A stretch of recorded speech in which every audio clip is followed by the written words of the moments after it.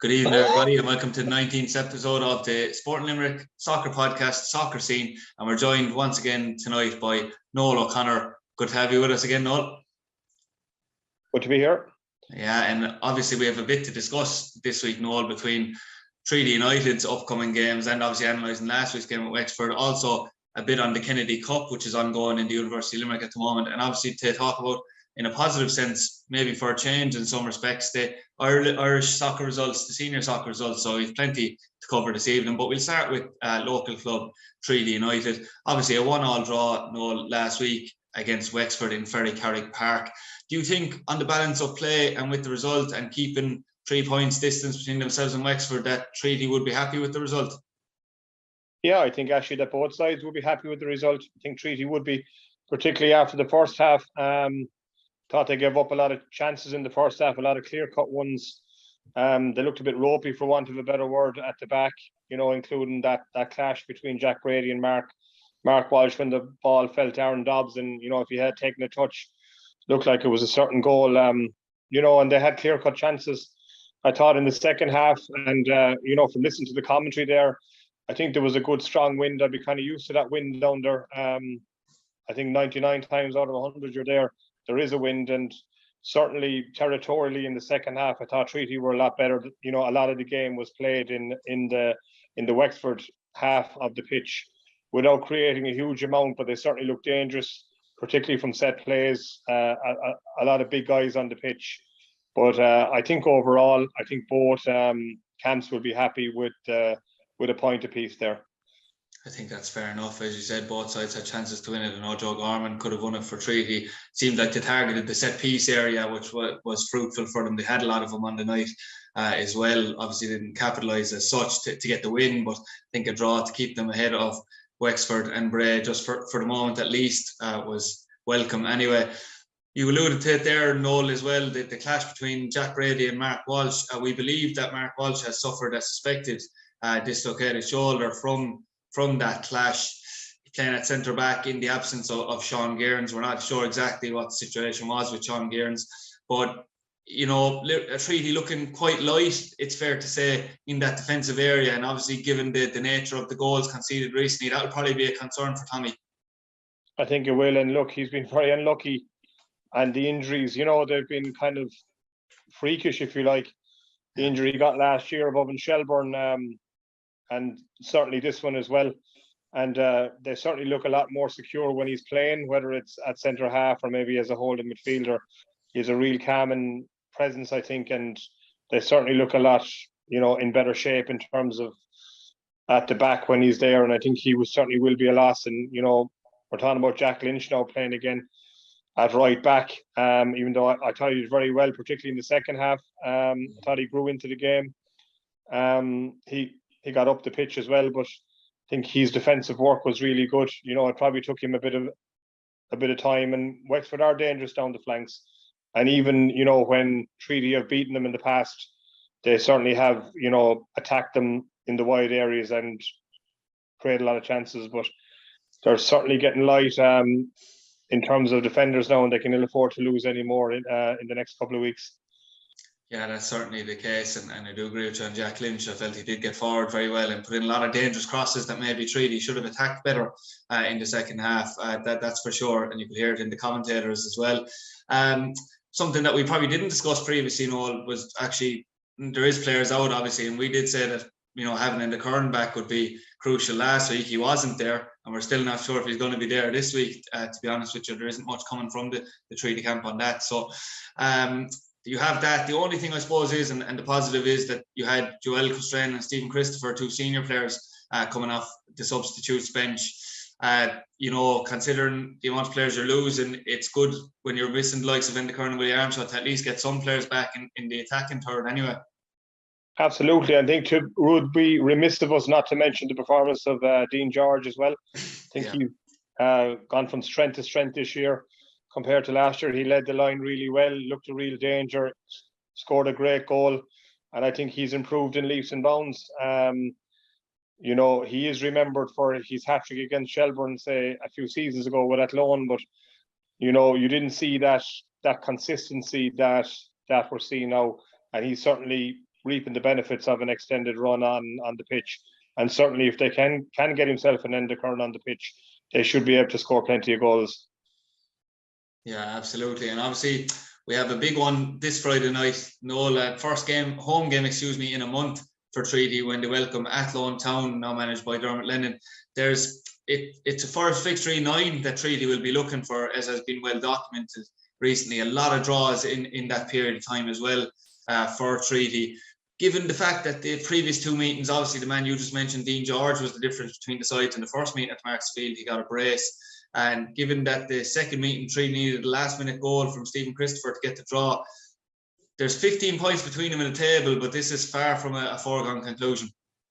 Yeah, I think so. And that game that you mentioned with Dean George getting the brace, it was a first game of the weekend, if you like, for Treaty, and Athlone had played on the Friday night, and they kind of looked a bit lethargic. In fairness, it was a kind of a game played at a pedestrian pace, which Treaty won. Certainly, they certainly rode their luck away. With Athlone going in front with eight minutes to go, you would have thought that they should have seen it out. But in fairness to Stephen Christopher, he got a late equaliser for him. I wouldn't say it's a gimme. They'll be full of confidence after last week. Sometimes that happens. The break comes at the right time for some teams. Athlone obviously have certainly benefited from the break. With a big win against Cove last week, I suppose, which kind of scuppers Tommy Barrett's prediction of Cove going on a 5-match winning run. It doesn't look likely to happen, and certainly if you want to go on a 5-match winning run, you probably need to have Athlone included in those matches. But I think it'll be a tighter game. I'm sure they'll be wary of them. I'd say they'll be nice and compact. I do think Treaty will win it, but I certainly don't think it's a gimme. Yeah, I certainly agree with you there. Obviously, we are hopeful. I suppose it's too early to say, Noel, in terms of talking about 6-point swings or 6-pointers in this playoff race. You have 3 teams, as we know, locked in it with Treaty, Wexford, and Bray. You think Longford, with being 9 points, I think it is, ahead of Treaty, would be safe in the knowledge that unless they went on an absolutely disgraceful run of form, that they probably will be in the playoffs, whether it's 4th or 5th, anyway, at least. Will there be inside the dressing room, I suppose, either a bit of pressure, or will there be, Treaty looking at it as an opportunity, really a huge opportunity to, win your own game, and then if results go the other way, you could be 6 points clear, which would be massive.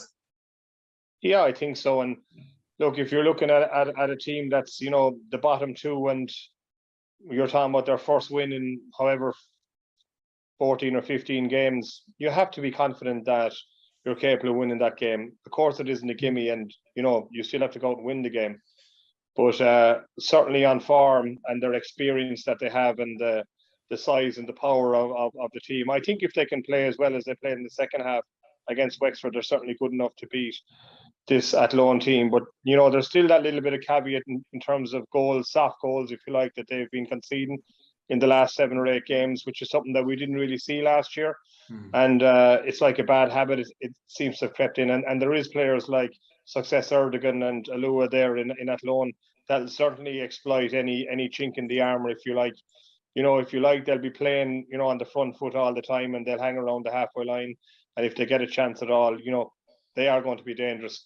But I think if they're well concentrated and well disciplined, and play it's probably a night to play a small bit deeper, I think, as well, just to kill that space in behind. They certainly should be good enough to get the 3 points.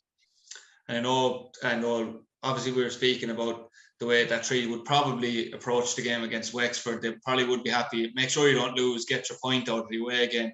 And you just mentioned there, maybe you want to kill the space for Atlone's front men, the pacey players, to get in behind as well.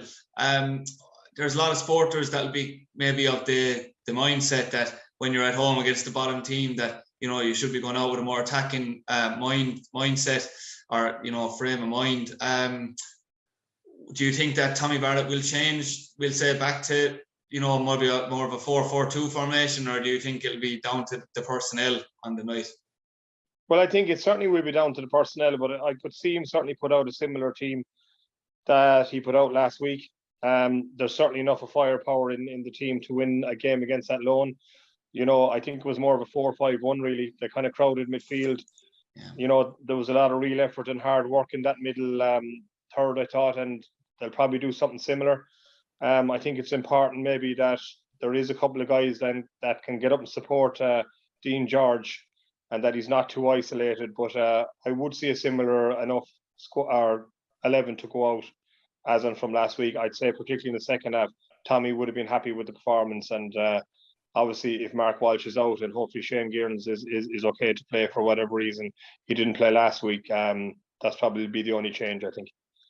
Yeah, actually, speaking of which, I know that Callum McNamara played in the centre back position for the second half last week. Noel, do you think that was? I assume that was just needs must. I don't see that being a permanent cover for Callum if Sean Gearns wasn't available. No, I'd say it was a needs must, and I'm sure Tommy would prefer to deploy him in the middle. He's been probably one of the better performers, in terms of consistency as well this season. And he brings a lot to the midfield, and he certainly has a tigerish tackle in him, and I certainly prefer to see him in there, provided that we have the likes of Shane Gearan and Joe Gorman available. Yeah, and the weather forecast does seem kind for Friday, it must be said, Noel, although in Ireland you can never count your chickens on that front, but you'd be hopeful that there'd be a bigger crowd, because, Tommy Barrett obviously was with us a couple of weeks ago. He said that, the crowds have been fairly poor. They have been, and there's been noticeable drop in recent weeks. So obviously you'd be hoping that with the weather, and with the carrot of maybe getting the 3 points with the bottom team coming to town, although as we said, it's not a gimme, that the crowd will go up by a couple of hundred even at least. Yeah, listen, it would be great to see. And look, I'm actually an advocate of summer football. I think it's better. It's nicer to go to a match, and in general the game is played at a faster pace. The pitches are in better nick, and it becomes a younger man's game, if you like, and that's what people want to see. Like, they want to see good football, and certainly there should be a few more bodies in the gate, and if they can get a win, well, then they'll obviously be back again the following fortnight. And I'd agree with you from your earlier statement. I do think Treaty will manage to get the victory on Friday night, which we obviously hope can be the case. To move on away from Airtricity League football now, Noel, obviously we have the Kennedy Cup taking place in the University of Limerick at the moment. It's a great week. It must be said, I was there a couple of days myself this week. Real buzz around the place, isn't there? In general, from parents to kids, all the relatives travelling down from different parts. Obviously, Limerick, they can go home afterwards, but there's a real, tournament feel to it for everyone else in the country that's around. I suppose slight disappointment yesterday, Noel, for the county, Limerick County and the Limerick District, and that both of them were going in pole position to get into the Kennedy Cup quarterfinals.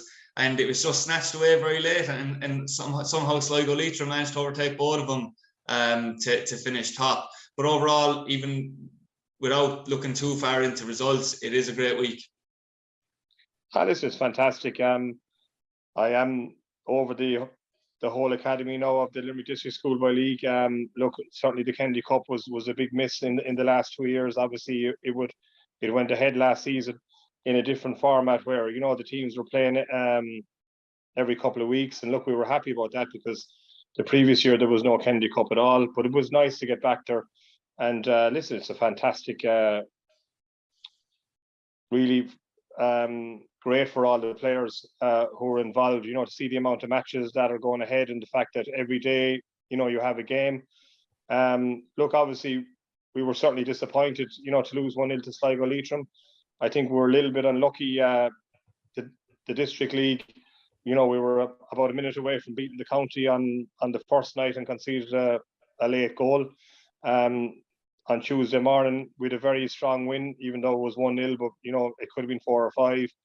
And it was just a brilliant free kick that beat us in the third game. And it's tough on them, and we just explained to them, look, it's probably the first feel they'll have of what it's like to be a professional footballer, or in that kind of pressure cooker, which is part of being a footballer.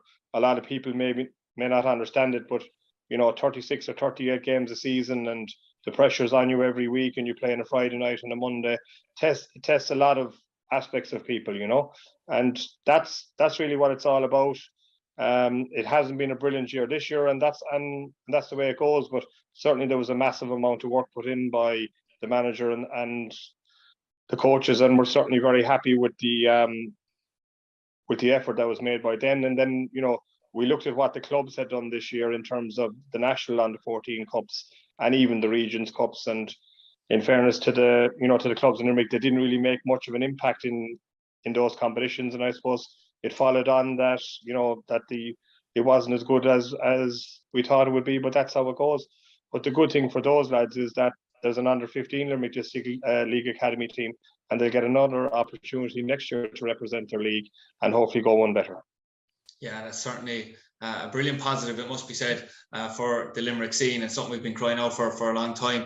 I suppose, Noel, as well, the format of the Kennedy Cup, I have to say, is superb, because, you know, there isn't time, I suppose, for even the young fellas to feel sorry for themselves in a lot of respects, because you just have games coming all the time and everyone has to place. So you have a game all the way until the Friday showdown, effectively. Yeah, absolutely great. And look, it's it just shows you like how strong the game is. It's a unique competition. You know, there's a league from every county in Ireland, and it certainly shows the strength of football and the grassroots football, and long may it continue. Yeah, absolutely. And on to a very positive note from one as well. We were speaking last week about the Nations League, when I actually had wrongly said, thankfully it was edited out, that Ukraine scored, and I found out afterwards that the goal was disallowed, actually. But it was a poor result, obviously, against Ukraine.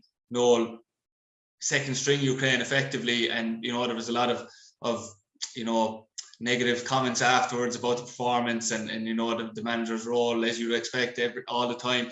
Then you fast forward a week, football's a funny old game. You beat Scotland, you know, you draw with Ukraine, a very credible draw against their first strongest side in Poland. The game was played on, obviously, but a really strong performance. We scored 2 brilliant goals and 3 brilliant goals in this period as well, which is, I suppose, unheard of in recent years with Ireland. So it has been a really positive few days with a lot of really strong individual performances for Stephen Kenny.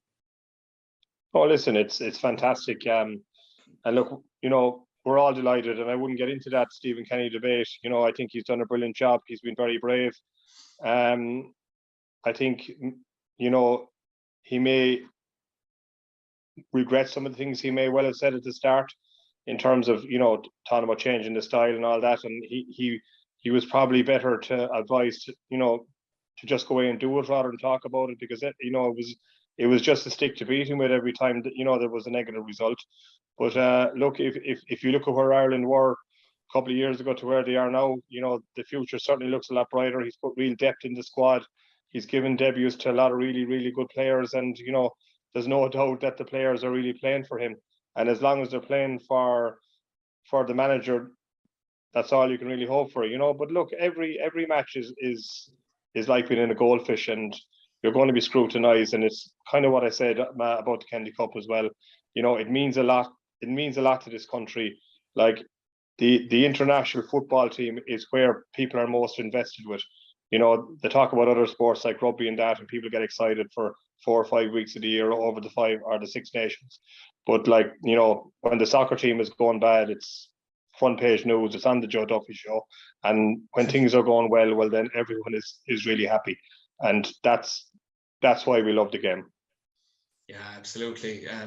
Couldn't echo that enough, really. But yeah, so it's been, as I said, a really busy week for us to discuss a lot of things, you know, and we thank Noel once again for his, we'll say, expert analysis, we'll call it, on all things soccer for us on the soccer scene. Obviously, we'll be hoping to be back and hopefully discussing a Treaty victory and maybe possibly being a few points clear extra of Wexford and Bray in the race for the playoffs next week. That's for certain. And we hope you join us again for what will be the 20th episode of the Soccer Scene next week.